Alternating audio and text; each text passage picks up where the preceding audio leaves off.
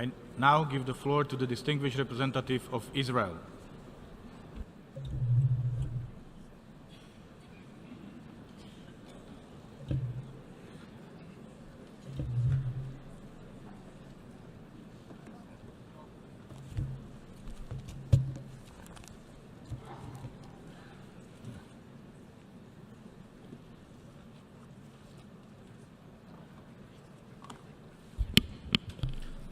Thank you, Mr. President.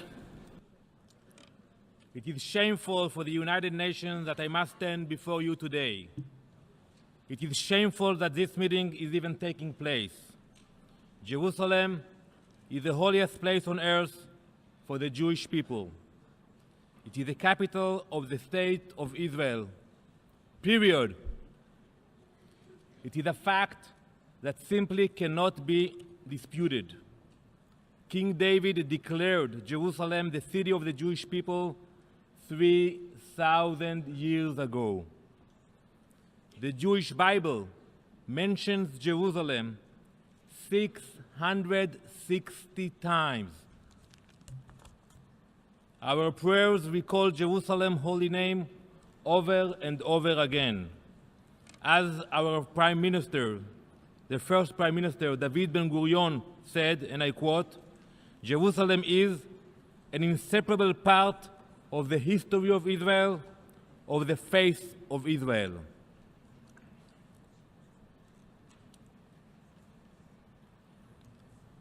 I am holding an original coin.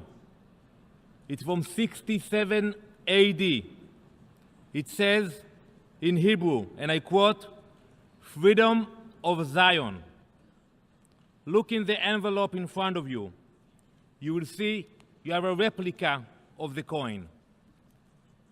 It is clear evidence from the time of our Second Temple. It proves the ancient connections of Jews to Jerusalem. Our bond to Jerusalem is unbreakable.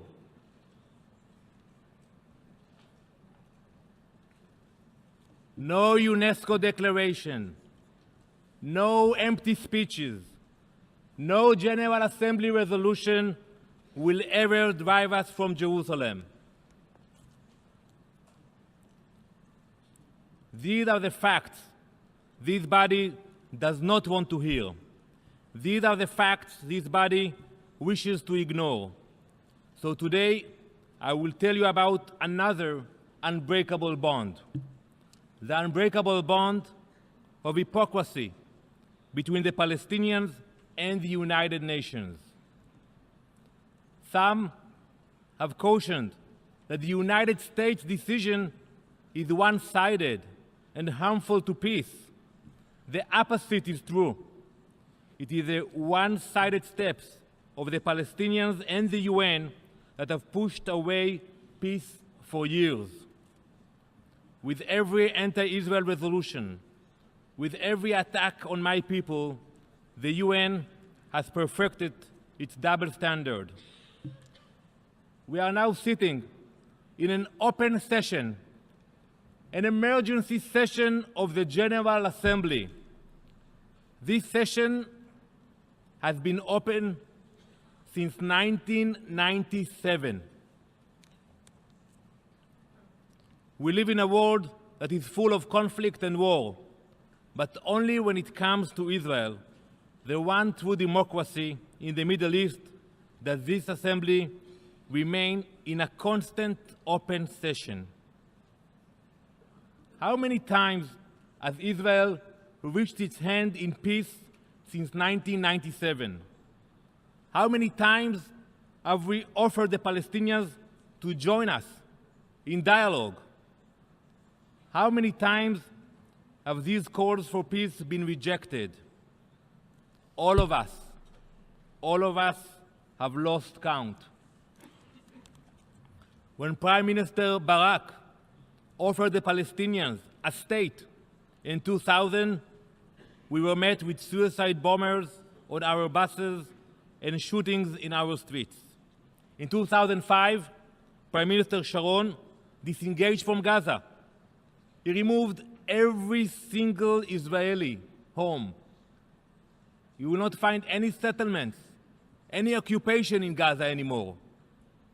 Since then, we have been attacked again and again with rockets and missiles aimed at our civilians.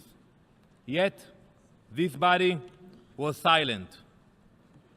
The United States simply stated a fact. They officially declared what has always been true. Jerusalem has been and always will be the capital of the State of Israel. Those who support today's resolution are like puppets. You are puppets pulled by the strings of your Palestinian puppet masters. You are like marionettes forced to dance while the Palestinian leadership looks on with glee. You are blind to the lies, unaware of the manipulation surrounding you, just like a puppet. This vote is nothing more than a performance of delusion. The Palestinians know this resolution is a fraud. They know this resolution does absolutely nothing for the lives of the Palestinian people. They know it won't create jobs for their people. They know it won't provide better health care for the people of Ramallah or Gaza. No, this resolution is nothing more than a distraction. All it will do is tell the Palestinians they can continue rejecting peace.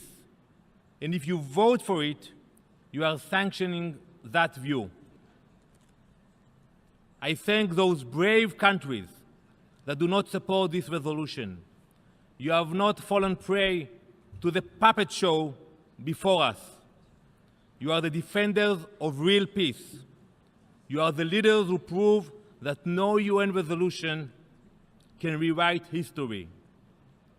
Because when a UN resolution designates Israel's presence in parts of Jerusalem as illegal, in reality, it designates the presence of the Jewish people at the Western Wall as illegal.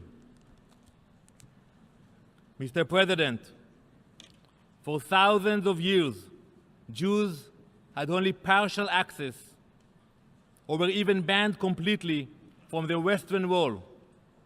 Other nations, kingdoms, and empires that occupied Jerusalem over the centuries had no respect for freedom of religion.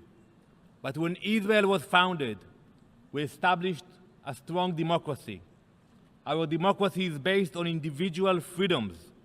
One of those freedoms is the freedom of religion. And all these years later, our democracy and our commitment to those freedoms continue to thrive. We know Jerusalem is sacred to billions around the world. Israel respects all religions and encourages everyone to visit and pray in the holy city. Mr. President, there is a particular irony with today's resolution. Countries that sponsor today's resolution accuse the United States and Israel of violating international law. Countries like Yemen, where terror groups like Al-Qaeda and ISIS find fertile ground. The irony continues. In every other scenario, this body preaches human rights and peace, but not when it comes to Israel. In fact, you completely ignore the horrific acts of terror that threaten Israeli citizens. These past 2 weeks alone have seen 23 rocket attacks by Hamas into Israel. We heard nothing from the UN. No Security Council meeting, no emergency session of the General Assembly, nothing. The PA threatened violence and days of rage, but the UN had no condemnation. Mr. President, let me be clear. Violence and terror must never be tolerated. if this body were really united for peace, it would pass a resolution condemning Palestinian violence. This resolution only encourages more violence and instability. It encourages the Palestinian leadership to continue on this dangerous path. You permit them to pursue violence in the name of Jerusalem, the city of peace. Mr. President, Israel is an optimistic country. We returned home after thousands of years in exile. We made the desert bloom and defended our country from countless attacks. 42 years ago, this body, here is the General Assembly, this body adopted a different, shameful resolution. It equated Zionism with racism. It took 16 long years for that hateful resolution to be revoked. I have no doubt that today's resolution will also end up in the trash bin of history. I have no doubt that the day will come when the entire international community will finally come to recognize Jerusalem as the eternal capital of the State of Israel. Thank you. I thank the distinguished representative.